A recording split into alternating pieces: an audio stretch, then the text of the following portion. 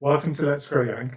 And for anyone listening, watching, however they're viewing this, they'll be wondering, who is Coach Taylor? Is Coach Taylor a basketball coach? Is she like Coach Carter on Netflix? Who is Coach Taylor? Well, honestly, I think all of us have like pet names. When my daughter says, Mom, I love that. When my students say, Coach, I absolutely love that. It's a nickname I was given in 2002 when I started working with prisoners inside Terminal Island Federal Prison in San Pedro, California, as a psychology student. And the name Coach Taylor, it resonates really well with many, many years of sitting with individuals and helping them find internal freedom. Super. And when you say individuals, you specifically referring to prisoners? Yeah.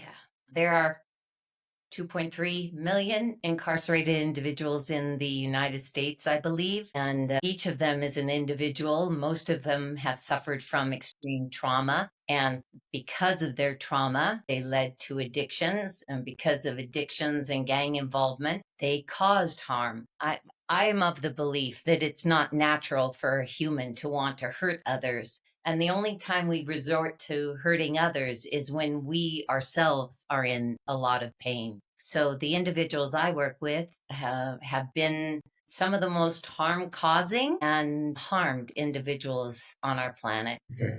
Now, I think, again, the listeners will be somewhat confused that they're tuning into a longevity podcast and we're talking about prisoners becoming free. And so I think what's going to be interesting through the course of this conversation is how you are able to give a voice to prisoners and what the process of becoming free looks like. But before we go there, where did this all begin for you? Way back in 2002, when life was not turning out as I had thought it would, or society expected it would, and I was extremely depressed and confused and despondent. And I really did not see any reason to be living on the planet because I really wasn't having any sort of a good time at all. And I went back to college, and in taking psychology courses, I was hoping that I would figure it out.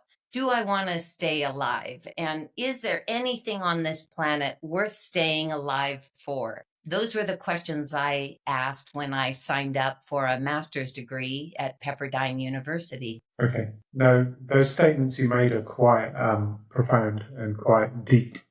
Is it worth living for? You must have been going through some quite serious conflicts and trauma in your own mind to have reached that stage. Yeah, I think I was born with a predisposition to heightened sensitivities to the world around me. I saw emotions within my parents and my siblings that they didn't even acknowledge. When I pointed something out, Mom seems sad. No, you're just dramatic. Dad seems distant. No, you're just dramatic. It's everything's great, everything's perfect. As I watched my family dynamics unfold, it was very painful for me. And I felt very alone in witnessing things that people didn't see. And that pain led me to really have a heightened awareness of what's going on beneath the surface. Did that pain have any bearing on why you chose psychology as a field of study? I think so.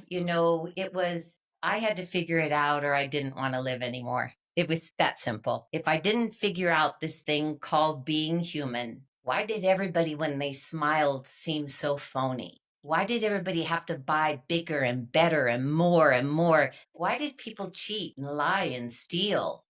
How could they pretend that life was good when just beneath the surface I saw so much suffering? I just felt their suffering. And I had to figure it out. Otherwise, it was not a sustainable existence for me to live in a world where I saw so much pain and I couldn't relieve it. And I didn't have a voice and nobody cared. And they were saying how happy they were, or how great the next big house was, or whatever it was that they purchased to try to make themselves feel better. It just seemed to me that they were pretty miserable. It's the old concept of keeping up with the Joneses, external validation, and not actually looking within. What's quite interesting with your story is that a lot of people, when they go to find themselves or ask questions about why certain things are as they are, they'll go to some yoga camp in the Himalayas or in Tibet or Nepal or Thailand or some retreat. Where did you get your lightning bolt? Well, I think, Sanj, the lightning bolt came on a tour that was coordinated by my psychology professor of a prison, Terminal Island Federal Prison in San Pedro, California. And when I walked through that last security door, and that door, the sound reverberated in every cell of my body, my eyes lifted up from the ground and I looked at the prison yard and I saw the brick walls and I saw the razor wire. I saw the guard towers. I saw the guns. I saw the officers and I saw the prisoners walking back and forth from one building to the next. And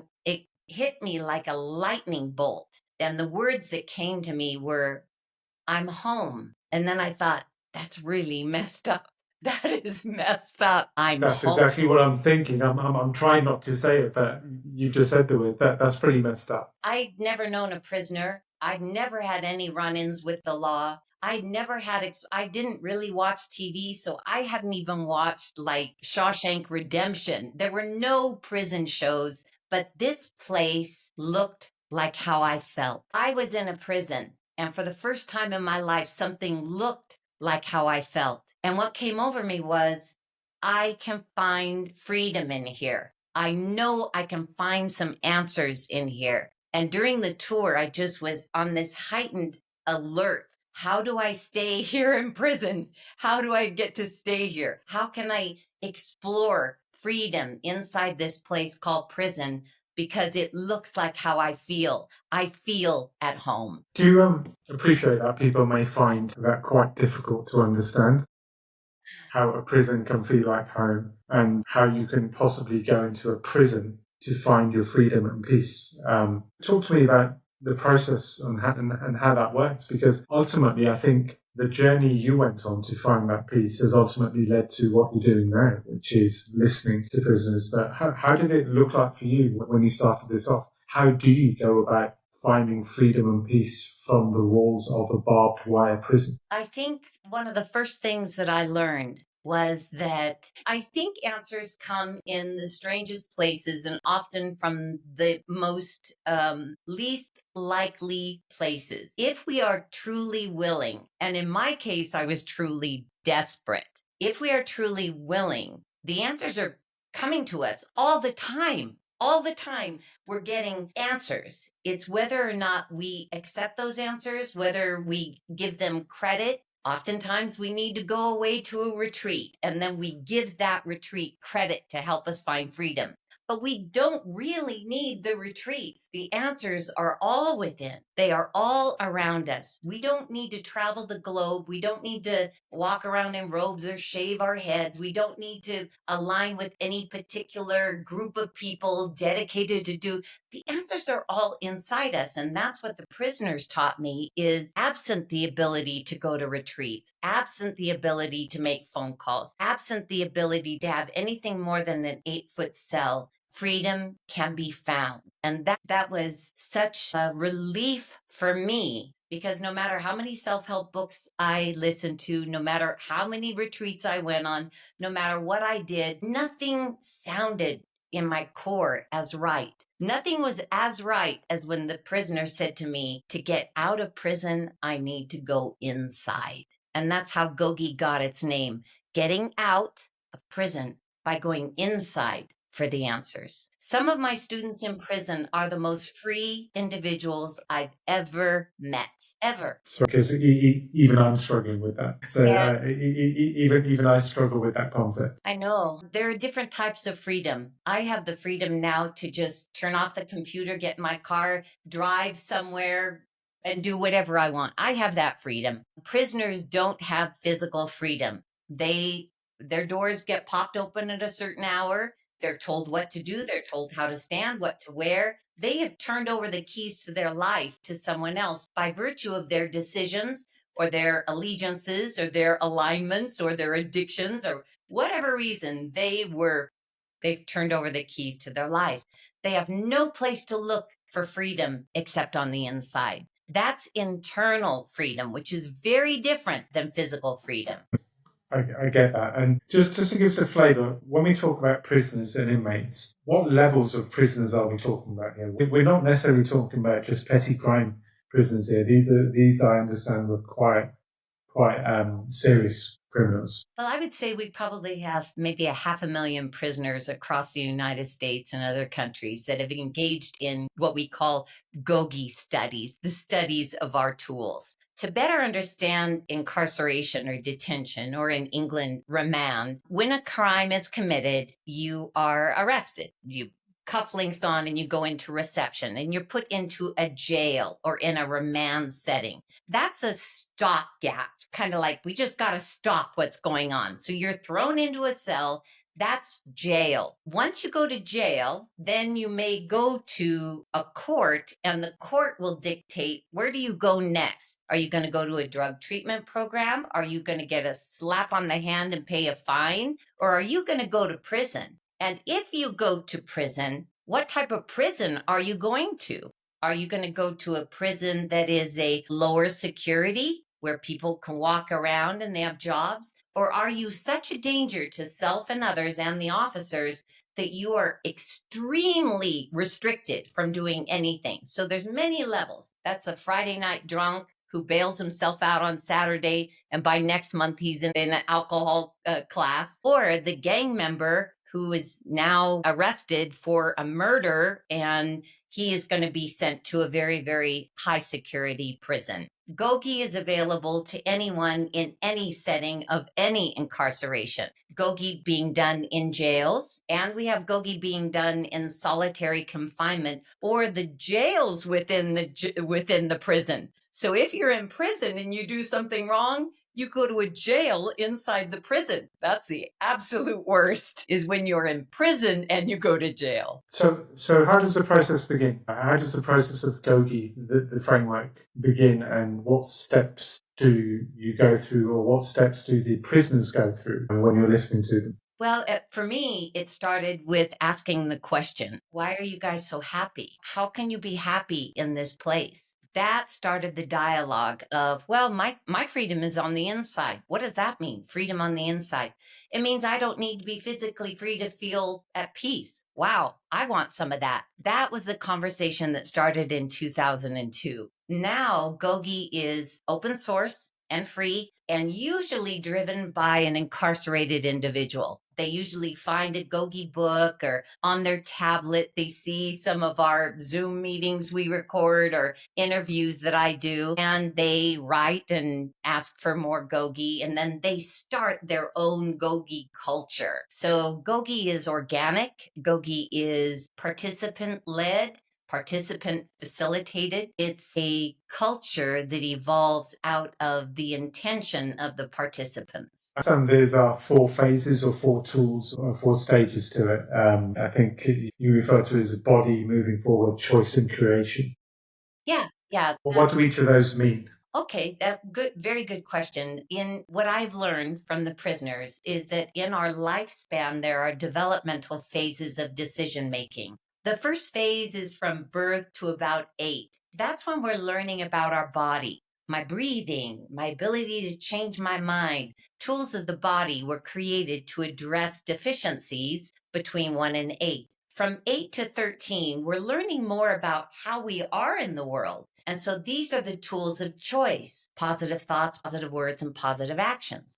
We're learning to make choices about our life, and those are ages 8 to 13. From 13 to about 18, we realized, man, my life was messed up. I had a terrible childhood, or I thought it was a good childhood, but not really, or this happened to me, or that happened to me, or addiction. Or the tools of moving forward allow somebody who's 13 to 18 to really move beyond what happened to them in the past, what they saw in the past, or how they defined their past. And then from 18 to 25, or 18 and on, we have the tools of creation. Those are the tools that we get to use to create the kind of life that we really want. So what if, reality check, and ultimate freedom. Those are 4 sets of tools that address every phase of development of human development. And is this something you picked up through your conversations with the prisoners? They designed all the tools. And so when we talk about moving forward, when we talk about making choices and then creation,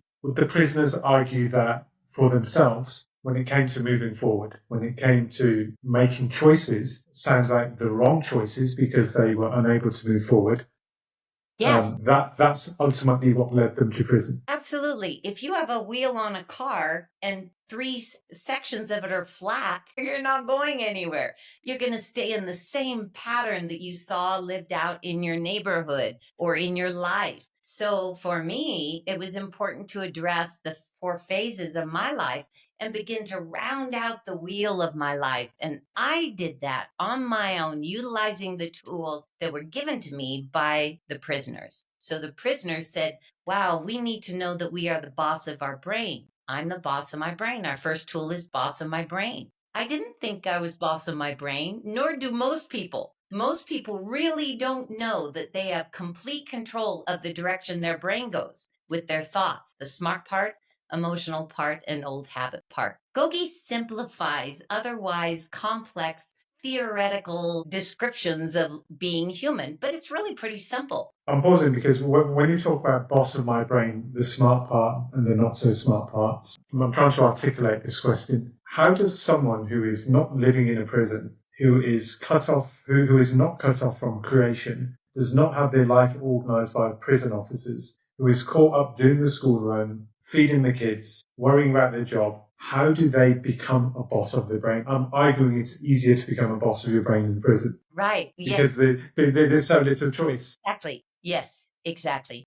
Well, let's take, for example, this morning I woke up and yesterday was not a very, very easy day for me. So I woke up and I still had the heavy load of yesterday's events, lots of things going on in my life that really needed my attention and all like a big wave. I woke up in the morning thinking, oh, this is so irritating. I just wish it would.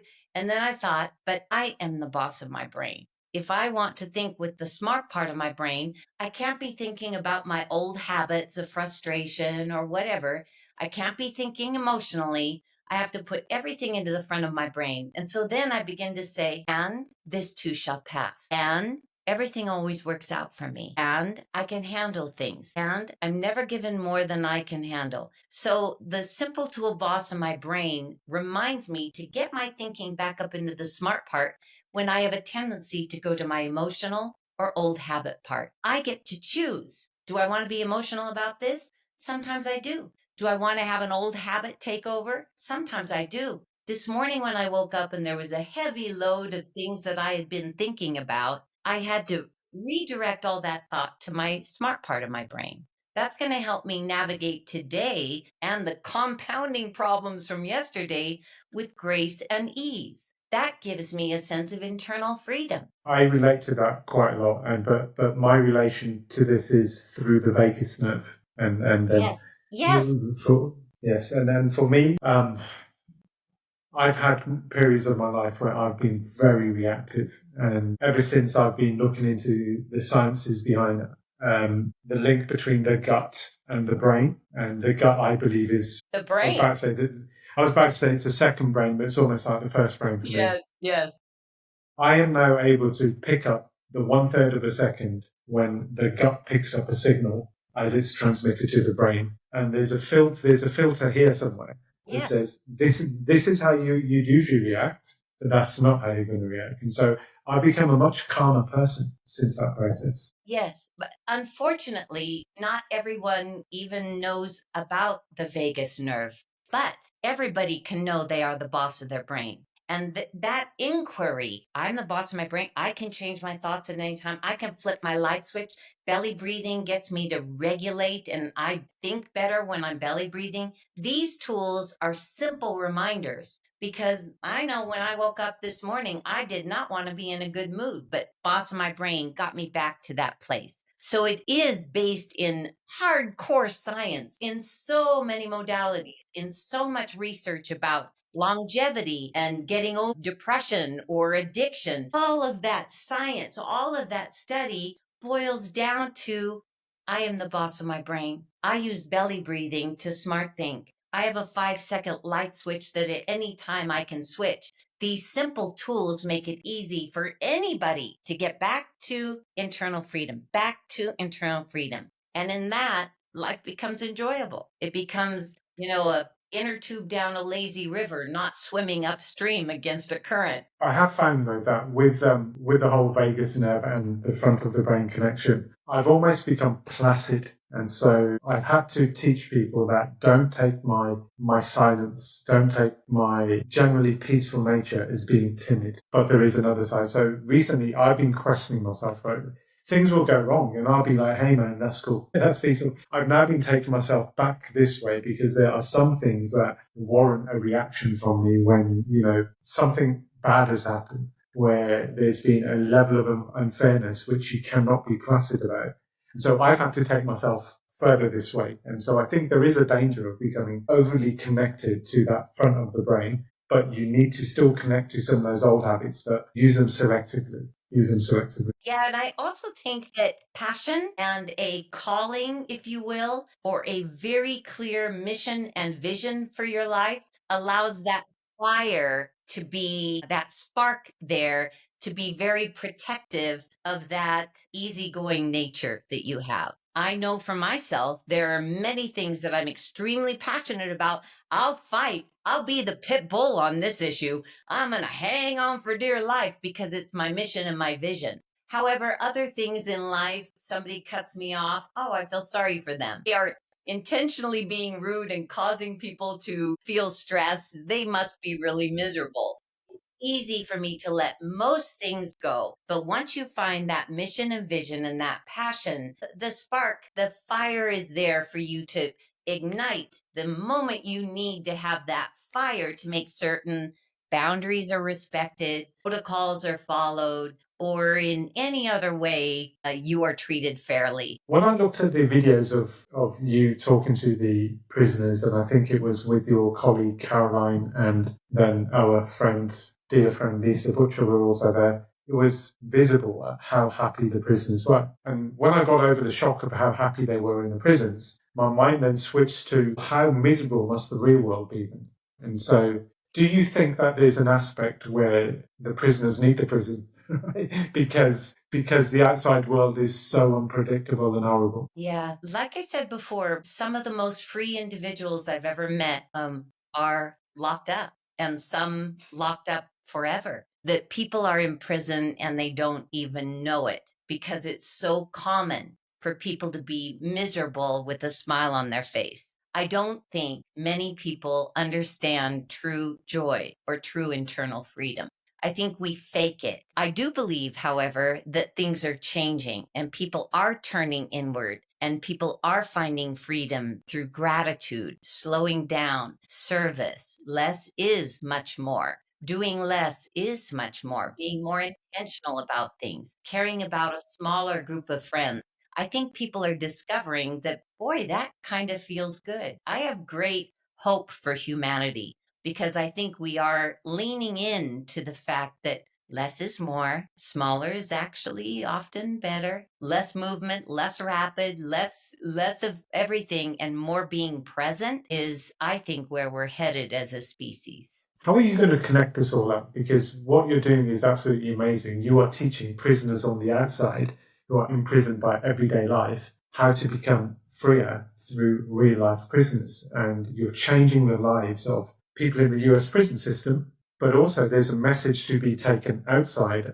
How are you going to do this? I had no intention of doing it. My satisfaction comes in seeing massive transformation in otherwise extremely rejected and harmful individuals. That was what I thought my mission and vision included. It's the prisoners who have asked that we share these tools with the outside world. I don't know how it's going to look like, just like I didn't know what GOGI was going to look like. All I said was, I want some of what you guys have. How do you feel free? Teach me. And I listened.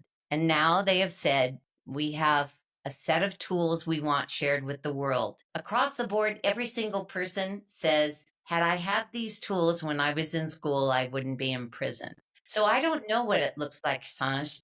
The tools are simple, they're free, They're open source. People can just Google GOGI Life Tools, watch the videos, download the information. They can also do programs. They can write grants for things. I don't know what it's going to look like. All I know is that I am here to share my experience, to share the tools, and wherever that lazy river goes, I'm on the inner tube. Well, I think it extends beyond the prison system, and if you go back to the moving forward part, once you've kind of your body has grown and developed, and you're 13 to 18 moving forward, that is where this intervention is needed. Yes, yes. Yeah, and in academia and so on, and that is where which brings me nicely onto another tool that you have, which is the three Ps. And so if people are taught early on the framework of the three Ps and how to train your mind around the three Ps, that would be another starting point for this. Maybe you could explain what the three Ps are and how they work. Sure. Well, they were a gift from the women in a jail environment called GOGI campus at the Los Angeles County Jail. It's the largest jail for women, possibly in the world, except maybe I don't know what's going on in China or North Korea, but it's one of the largest remand or jail facilities. We had a module called GOGI campus. And the women there created positive thoughts, positive words, and positive actions. Is the thought powerful? Is it productive? And is it positive? So if they run every thought through, well, is this a powerful? Is it a productive thought? Is it helping me? And is it a positive thought? So when they filtered every thought through those three P's, productivity, positivity, and productive, if they filtered every thought, they would change their vocabulary, which is not easy because 95% of the words we use today are the exact ones we use tomorrow. So they were intent on changing their vocabulary, thoughts, words, and then actions. We have a thought, it ultimately ends up towards an action. Actions ultimately end up thoughts into words and then into actions. So by filtering those three through that positive thoughts, words, and actions, they can change behavior easier. Sorry, I just lost my mouse there. I'll edit that one again. If I think about powerful, productive, and positive. Now, I've worked in many corporate organisations, and I continue to do so. And for the record, I hate it. And I've worked for some of the biggest financial institutions in the world. And they come up with these phrases: be agile, be this, powerful, productive, and positive. That should be ingrained in every human being when they wake up, when they interact, when they take any decisions in life. I'm going to try and etch that in my brain, right? It's not difficult to remember. It's the three Ps. If everything can be powerful, if it can be productive, if it can be positive, everything else is a waste of energy. So I guess the prisoners have had to really force themselves to think like this. Did you feel that coming out from the prisoners? Because look, you wake up in a cell, the doors open at a certain time. You've got to be bulletproof mindset, and is that something that came through for you? Well, I witnessed in them a heightened sense of awareness and control, not control in a bad way, but intentionality in their thoughts, their words, and their actions. In a prison environment, especially the higher security, you're watching everything. You are on awareness. You are looking at everything. Through that awareness, they are able to see, where do I fit in with the world? What do I want to say? How do I want to affiliate? Who am I connected to? All they are doing is on that journey that we don't get to take out here on the outside world. We have to go to school, get a job, have the right friends, do the right this, do the right that. There's very little time for introspection. Nobody sits down with us and says, how do you really feel? What are you really thinking about? What's your vision for your life? What's your vision for the world? And what are you grateful for? Nobody asks children, what are they grateful for?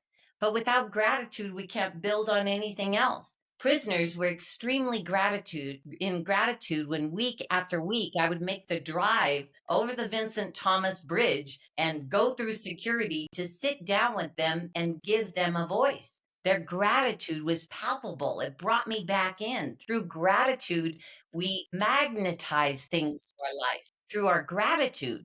And we aren't taught that. The GOGI life tools help us get to that place. It's really interesting because again, you got prisoners, and you're talking about gratitude, and these are guys who are away from their families and they don't really connect with the outside world. How do you think some of the prisoners you met would adapt to the outside world? Most of them state that they miss the intimate verbal communication with people. So when you are released from prison, you get your ID, eventually driver's license, you get your bus pass, you get a job, you got to do a program, got to attend your meetings, got to see your parole officer, then you have a relationship, and then you have family that you're reconnecting with.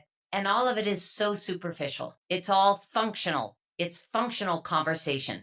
Can you take me here? Can you take me there? Can you pick me up there? Can I do this? Got to go to the store. On a prison yard, when you walk the yard, you have serious, in depth conversations about spirituality, about gratitude, about doing time freely inside with freedom. We don't take the time out here to actually be present. We are in such a state of go, go, go, do, that we miss the point of the beauty of life. We miss the opportunity to focus on gratitude for those small little things. Like right now, this little cat is sitting on my lap and she's just being so peaceful. I'm very grateful to her, not at this moment because she's really irritating me, but I'm very grateful that when I come home, she just meows and she's so happy to see me. I've got beautiful birds outside here and they're in concert and my door is open and I'm hearing these beautiful birds. I'm in gratitude.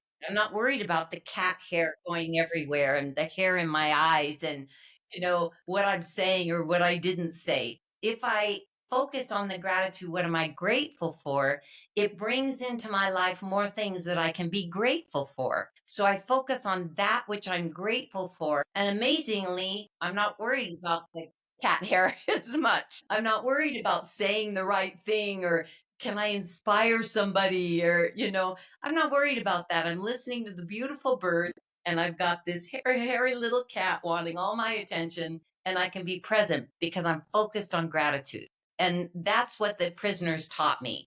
Be grateful for the small things and the large things will come. If I provide a bit of balance here, so someone listening to this will say, well, yeah, that's bloody easy to say because there's no bills to pay, there's no mortgage to pay, there's no fancy holidays to take, there's no school fees to pay. But I think if someone listening to this was to say that, I think that would be quite unintelligent because the underlying message is learning to dance within the storm. And so when that storm takes place, when you seek external things, really ask yourself, does this really make me happy? Or does actually Right. the simplicity of the birds outside, the dog playing with you, having dinner with the family, really, for me personally, since I've spoken to you 3 times, and only you and I know why we're laughing about that. So I've spoken to you 3 times, but each time I've spoken to you, I do go inside and I say, actually, what am I looking forward to?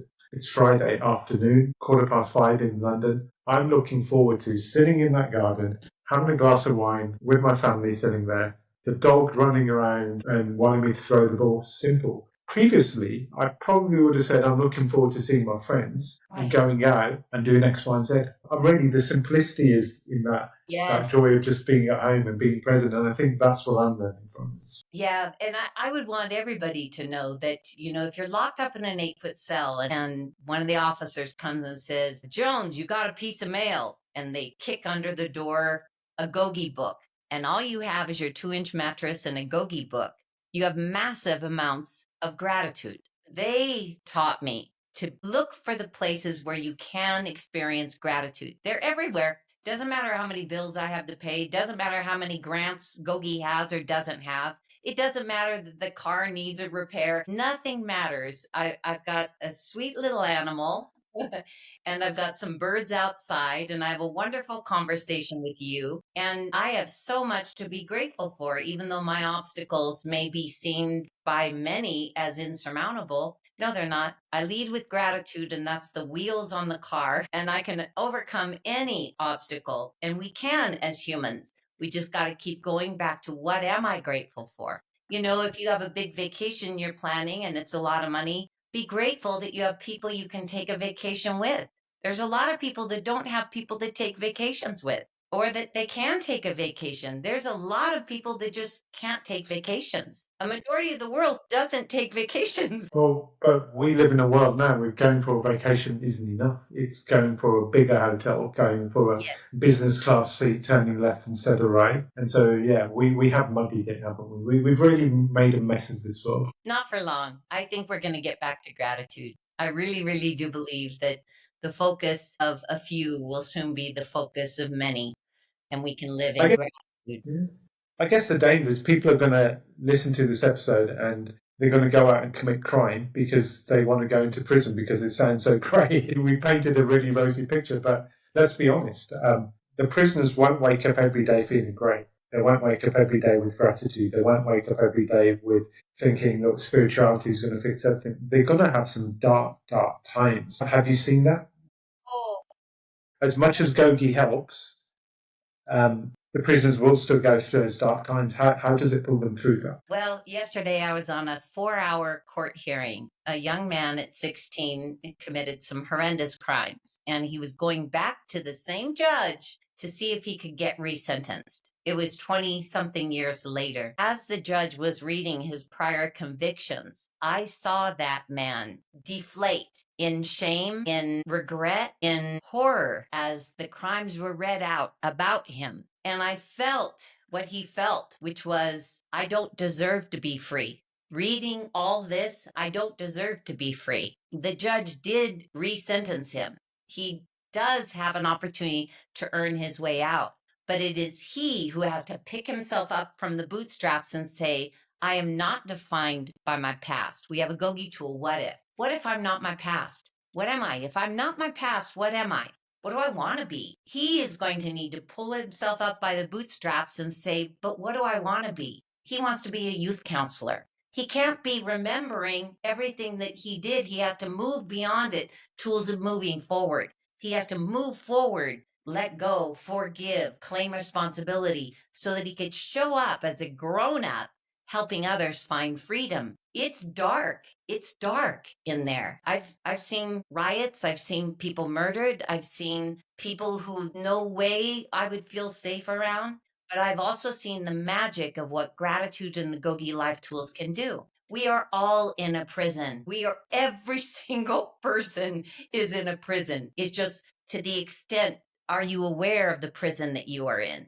Are you happy with your condition? Or is there the illusion? Are you pretending that you're happy? Do you have 15 different gym memberships just to get that adrenaline rush because you don't like what's going on at home? What is your prison, and how can, through gratitude, you be aware of the fact that your life is blessed? You are important. You are heard. You are seen. You are vital. You are critical. You are needed.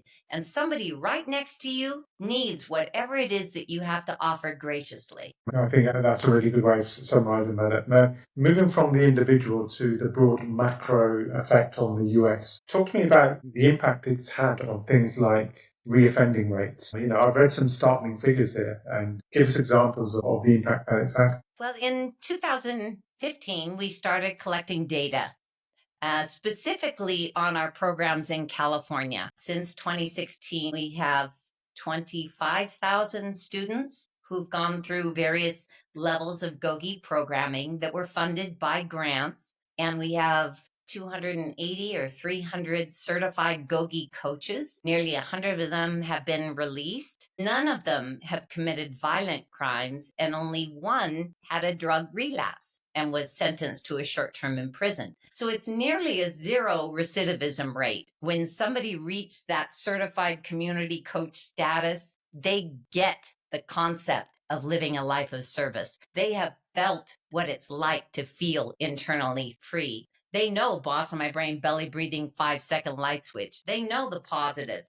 They know how to move forward, and they know how to create. If every human being were given these tools, we wouldn't need prisons. Peace officers would be people you go play chess with or basketball with. We wouldn't need them either. And teachers could engage with students in how to be a better human rather than subjects that really don't matter or subjects that are skewed in one way or another for opinions. I think once we evolve as humans with the gratitude for the experience of being human, a lot of things are going to shift. So I think there was a statement from prison warden Marion Spearman commented on the pro-social behaviours from GOGI, which refers to some of the things that you've just said. And the reoffending rates in LA County dropped from 85% to 35% amongst GOGI participants, and it went down to 11% in Utah. So if anyone wants to do a case study, a pilot study, well, there's the data. I go back to my point that you're catching this at the end when people are incarcerated. Imagine catching this outside of the prison cell. Imagine catching this when kids are 13-year-olds. Imagine catching this in the midst of a married couple who just can't see eye to eye and end up in a divorce and custody battles, and they just get the ability to collectively go within. I think the power of what you're doing is immense, and you're so humble about what you're doing. I almost feel you need to be less humble and a bit more Donald Trump about this and really push it out. Well, GOGI is like a magnet. It attracts the person who needs it at the right time and in the right way. And much like when we first went into Pelican Bay State Prison in 2015, there was the national hunger strikes. 33,000 prisoners were on a national hunger strike, and the federal government said, bring programming in. I believe, and I think I am correct, that I was the first non-officer, non-religious program permitted in the highest security state prison in the United States. And all I said was, who wants it? And it blew up from there. I'm here to say, who wants it? It's yours to take. They're a gift from prisoners, gift from people who are locked away for doing terrible things, as a way to give back to community, as a way to maybe resolve some of their own inner shame, much like the guy yesterday at the court. What you do in the past is very hard to forget, but you can move beyond by empowering others. And that's what the prisoners want to do. They want to help. And you mentioned Pelican Bay, and I think there were some individual stories from Pelican Bay with, I think it was Maria Fierro and David Merricky. David Merrihew, yeah. There's a lot of stories that came out of Pelican Bay State Prison. We have more than 7,000 course completions across 4 yards, including the notorious short corridor. If anybody knows anything about Pelican Bay SHU, it's quite a notorious place. And I spent a lot of time up there developing the program and understanding the nuance of very heavily entrenched gang members and gang mentality and drug addictions. And it was an extraordinary petri dish that the prisoners helped me explore. They permitted me to explore because they knew my intention was to not harm them, not to control them, but to help them find freedom for their families, for themselves, and for their communities. Now, switching this back to people on the outside, what do you say to people who are looking to turn their life around on the outside? They don't have to be homeless, they don't have to be criminals. They can be everyday folk who are struggling with habit formation, consistency,